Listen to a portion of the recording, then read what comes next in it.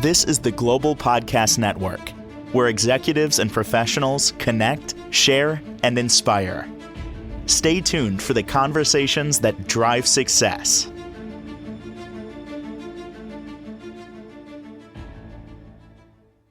You know, it truly is one of those things that we take for granted. When we travel, you go to a hotel facility, and the amenities, the way things are laid out, the decor, the functionality, all of that seems to come easy, but it doesn't. There's a lot going on there behind the scenes, and it's forever being updated just to attract a new audience, or even the audience that goes to a hotel wants to feel like they're getting the best deal, and this is contemporary.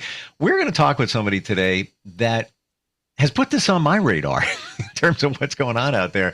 She's an amazing commercial interior designer with MSA Interiors. That's her company. And she's Marcy Sagel. She's back with us. How are you doing today? I'm good, Steve. Thanks again for having me. So good having you back here. Now I look at things differently. Ever since we started talking, I was away for the weekend, went to a hotel. It was a last minute road trip. And I'm sitting there having the continental breakfast and just staring at everything and thinking of you, like what you would be seeing.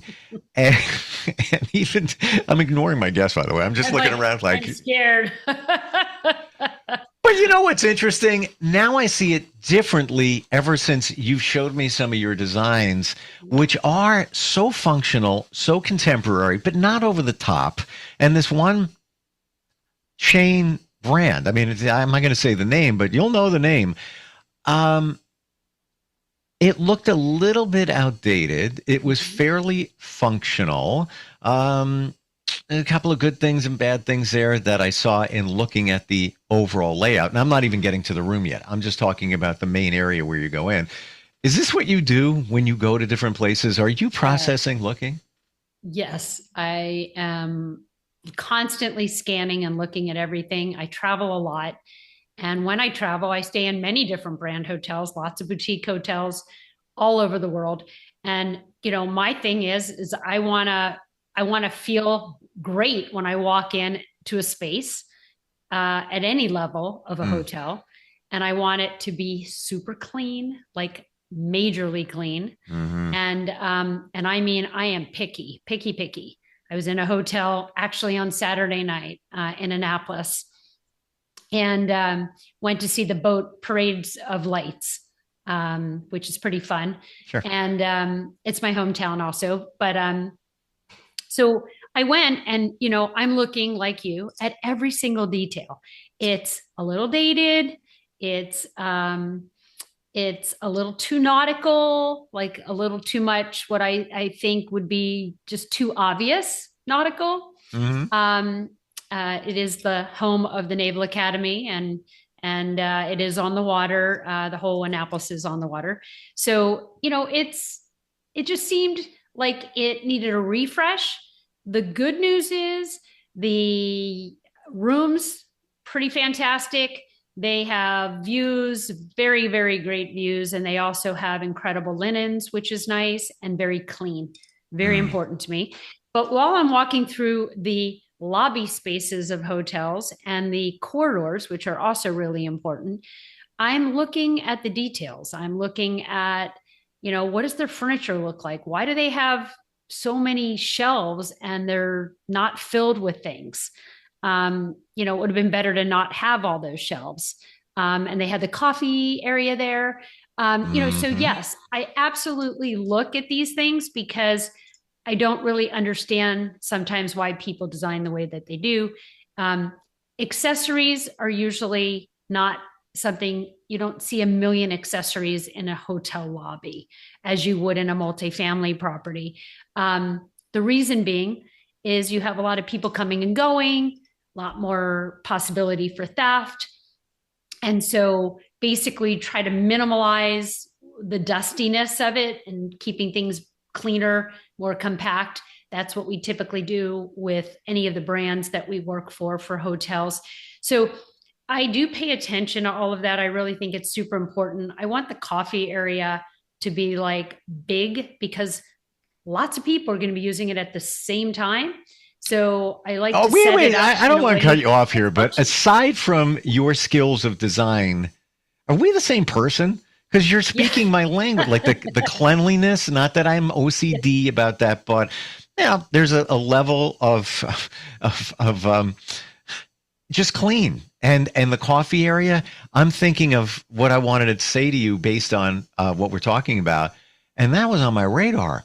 They have a little area in this hotel I was in, and continental breakfast, some nice selections. It was definitely adequate. It was included, so that said, it was good. Yeah. However, like the coffee machines, they grind it.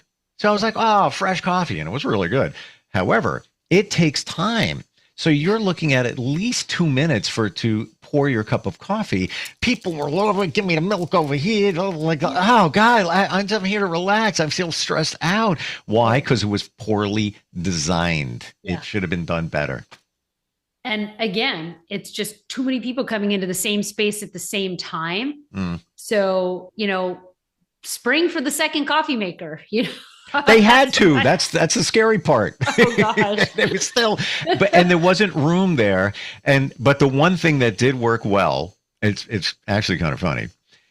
At 10 o'clock, they cut off breakfast. Oh, yeah. So I'm sitting there and I'm like, you know what? I'm going to go get another muffin. I love bran muffins. I used to back in the day in hotels, and it's a thing for me. And nobody ever has them anymore. They had them. I'm like, yeah, but just let me go. It's almost 10 o'clock. Let me go. It was 10:01.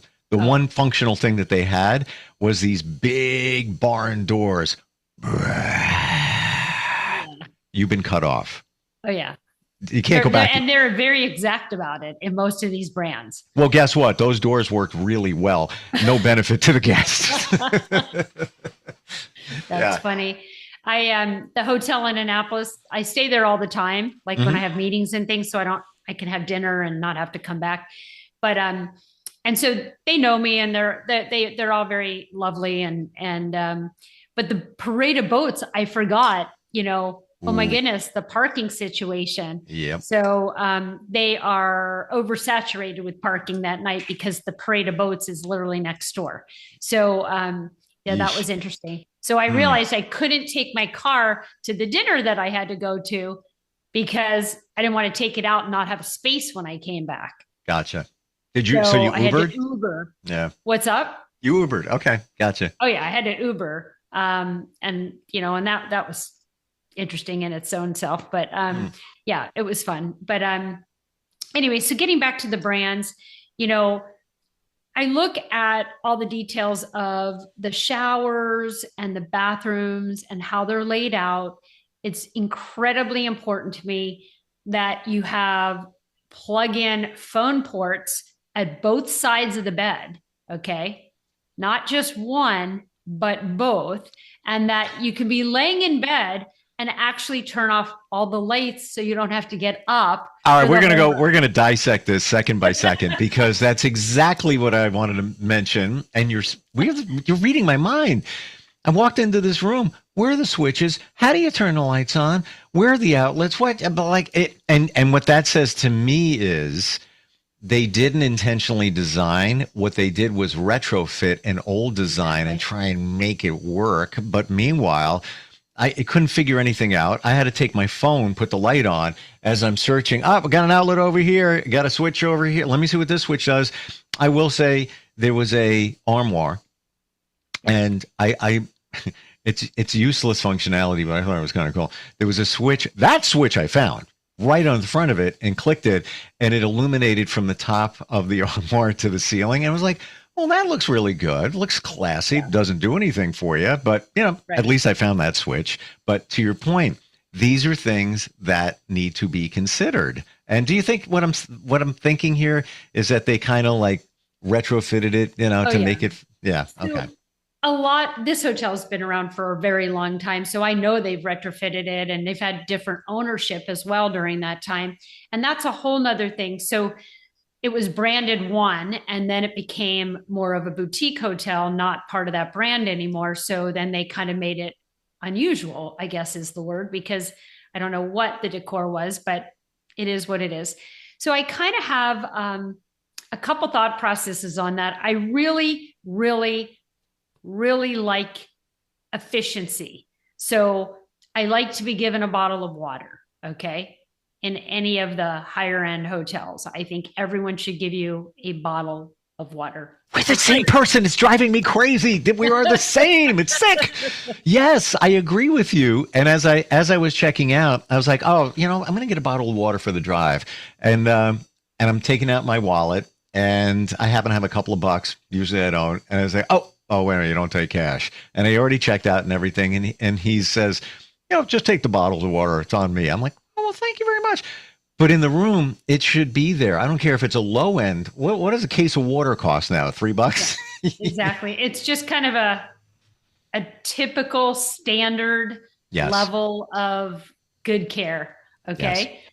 Yes. And so, it's the same thing in the shower. So at one of my entrepreneur groups that I went to, I actually was in Princeton, New Jersey, for this thing in April. And the guy in my group, one of the guys that was also there for this particular same study thing that we were doing on entrepreneurs, he does all of the shampoo, body gel, and containers for hotels that are now fitted on the wall, the tile.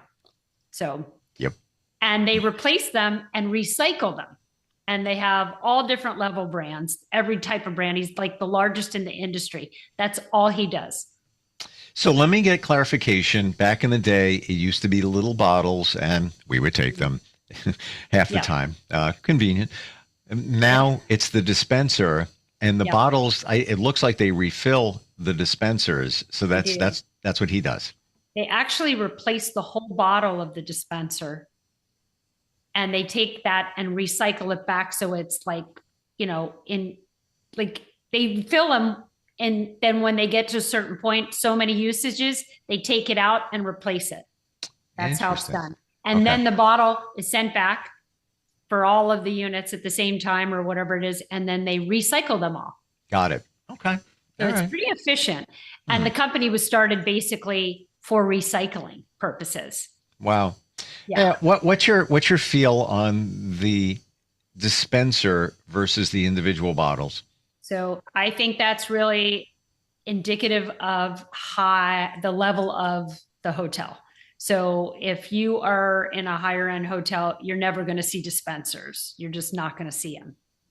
You're going to see them in a lot of brands, especially in the US. Yep. But overseas, you're not going to see any of that. You're going to 1000% see beautiful, lovely containers of lovely product. And brands, or even brands that I believe were built on hotels. Peter Roth. Oh, yeah. Be one of them. Like, who was that? I'm familiar with Peter Roth. Yeah. But I believe that's skincare. I think he started with skincare.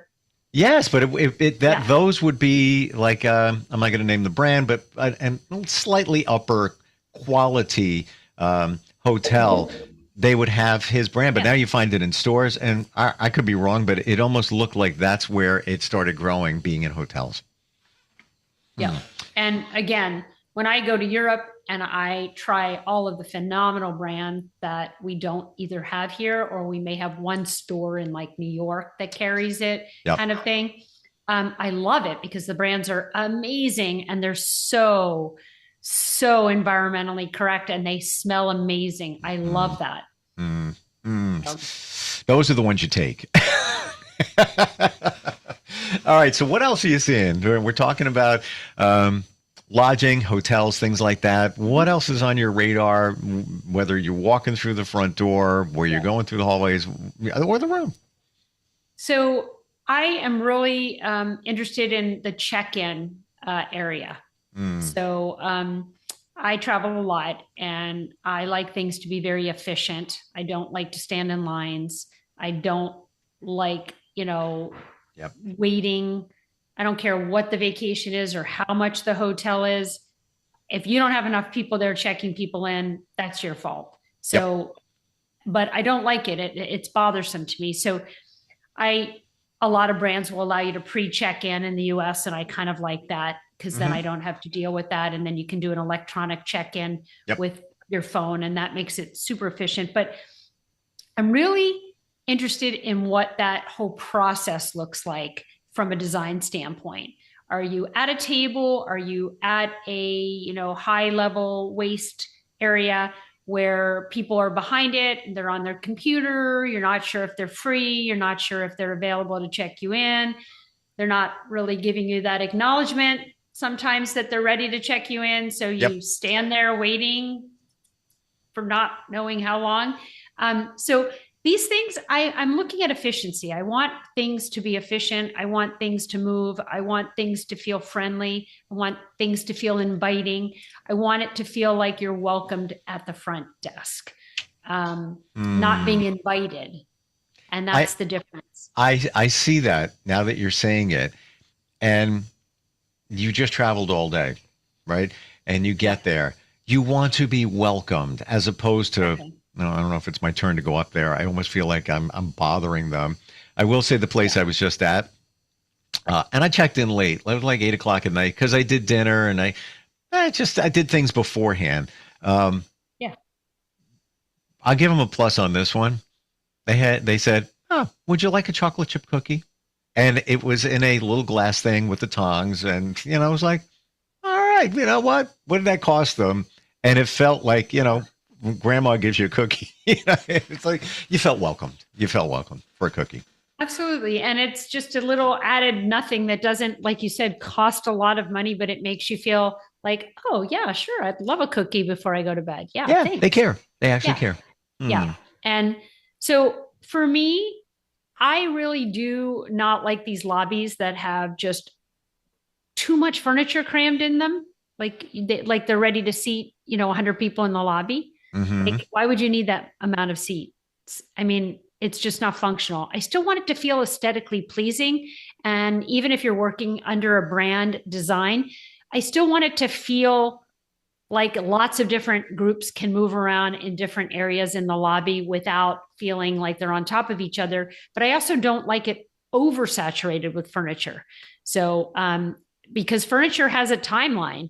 And so we want to keep it fresh, and we want to continue to do that on a regular basis. And during COVID, hotels didn't do so well. So they were not doing their normal upkeep, not doing their normal turn of design that they normally would do for renovations. So things got a little stale. Things got a little bit old.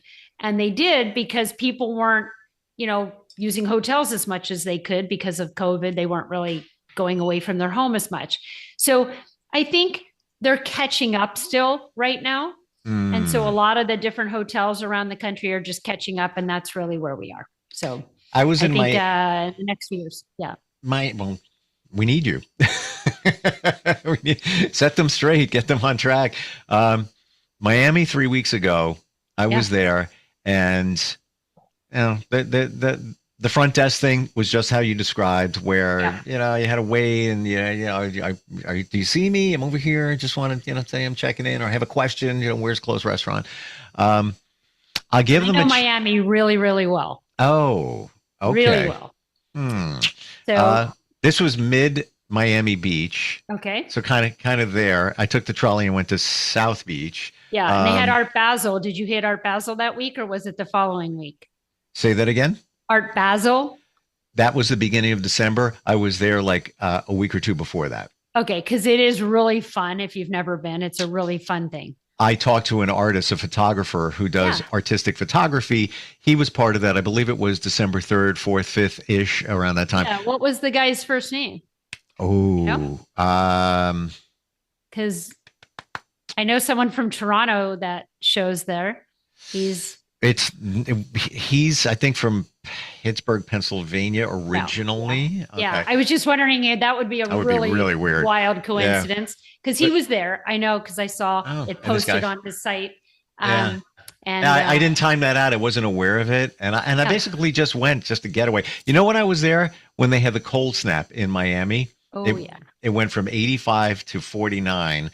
Yeah. But I will say with this, the lobby of this one place, that furniture, right? Yeah. They put all the furniture over to the side, and it didn't clutter up the walkway, the front desk. But I'm going to say it was very beneficial, because I realized, myself included, that you need somewhere to go if you have a flight later. So I was just hanging out on the chairs or whatever. Yeah. There's a positive. Don't want to go negative, but it's functionality. Go to, oh, wow, it's USB port underneath here. This is great. Yeah. It didn't work. So things like that.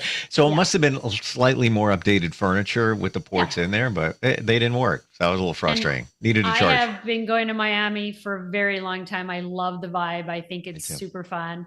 Yep. And the restaurants are amazing. The evening life is great. Super fun.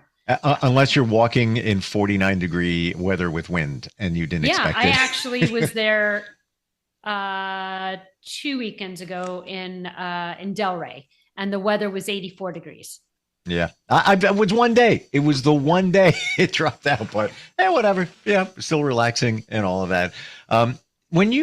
Marcy, when you go through these places, do you catch yourself looking, or if it's just second nature? You're like, we got that. Oh, that's nice over there. No, we got to fix that. They should have done that. Is it just you're wired that way? I'm wired that way. I mean, it just is everywhere I go. I notice things. I notice details. That's what I do. And all of those details that I notice, I put into jobs. So what not to do, what to do, what I like. I take pictures of a million different things. If I like something, I take a picture of it. So I would love to scroll through your camera roll to see those things that you like, that resonated for you and that you're thinking of, maybe I'll incorporate that. That was actually a good idea. I like that over there. I like that over there. I do that all the time. What is something that you would like to see, since we're talking about hotels and lodging, you would like to see in the future? Maybe something that is, trending, like anything that's kind of standing out for you? I would like to see hotels pay more attention when they're building something new to the amount of quiet in the corridor. I don't want to hear everybody else's door slams. Funny you should say that, because the person I was with said that. And I was on the first floor. It wasn't horrible, but you heard stuff. And there was an indoor pool, so it wasn't far from the pool. Yeah. And so, you're right. Yeah. So I really think that sound barriers are really important. And trying to keep it as quiet as you can in the units or the hotel rooms. It's a delicate blend, because I'm seeing this now where you want it open and airy. You got your key, you're going to your room, you make a turn, down a hallway. Yeah, this is great. It's wide. It's great. Wonderful. But maybe there should be doors that seal that off just to make things quieter, especially, if you're on the first floor. Funny that you should say that, because there are codes in different states. You have to put fire doors, that can shut, so that they're made for fire. Yep. But, they do prevent a lot of sound, but you wouldn't want to have them shut on a regular basis. That's for sure. If you're in room 118, you would. Because that's where I was around. You check in, you go down a hallway, I don't know, maybe 25 feet. You make a right. Mine was the first door. You heard stuff. Close those damn doors. If I would have thought of that, I would have probably, I don't know. Absolutely. And I don't know how big the hotel was that you were staying in Miami, but some of them are quite large. Like the corridors are huge. And so you come back from a night out, you've got heels on, and your feet are killing you. And you're like, oh my goodness, I have to walk like a mile down the corridor just to get to my room. Yep. I mean, the Miami experience was great. The things you don't know, like the pool deck. Great. Wonderful. Nobody tells you that after 3:30 p.m., the sun goes behind the building next to it. Now you don't have any sun. And especially if it gets a little colder this time of year in Miami, let's get out of here.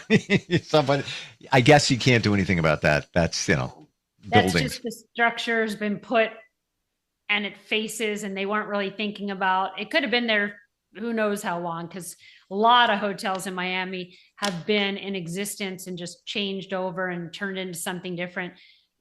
Since I was growing up, basically, I mean, I used to go to Miami Beach to go visit my great aunts. And then we had a place in Florida. So we would go down and visit. And so I have been going there for a very, very, Wow. very long time. Yeah. So question on that. Final question here today. Miami, South Beach, all of that. That retro architecture that has been around for decades. It's still there, but it came from decades ago, call it, the 60s. Do you think that still fits South Beach? Now we're in a big picture here. Are you a fan of that look?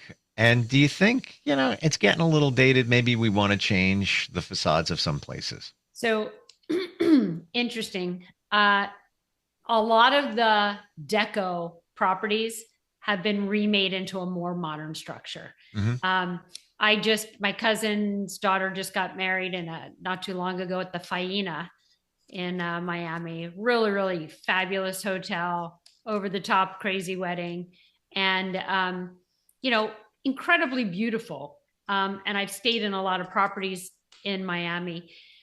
They're all changing to be more modern and larger room sizes. That's, kind of like the deco ones had very small rooms.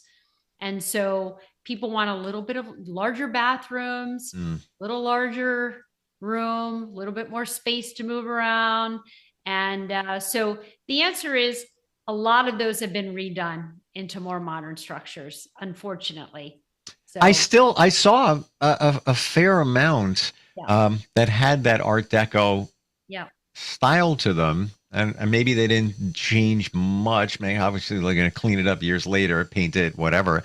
But it's still prevalent in South Beach. Yeah. It definitely is. And not on the properties off the beach a lot of them are left in that condition. Okay. So a lot of these smaller hotels still have the Art Deco. Yeah. My personal jury's out on that. I think it's kind of cool, but then it's dated, but it's kind of cool. Sure. It's hard to really decide. Love what you do. Love your perspective on things. It's always so fresh. If somebody is connected to a commercial property, maybe they're the decision maker looking to make some changes. Doesn't have to be a hotel, a place of lodging, anything like that. You do stadiums, you do stores, you do like on and on and on. MSAinteriors.com. That's the website for you and your team, right? That's it. Yeah, beautiful. Marcy, always great talking with you. Like, I feel like we're the same person in some way. We're looking at the same stuff, through different lenses. But yeah, always great having you on here. I appreciate it. Thanks again. Have a great day. You too. We'll be right back. This is the Global Podcast Network, where executives and professionals connect, share, and inspire. Stay tuned for the conversations that drive success.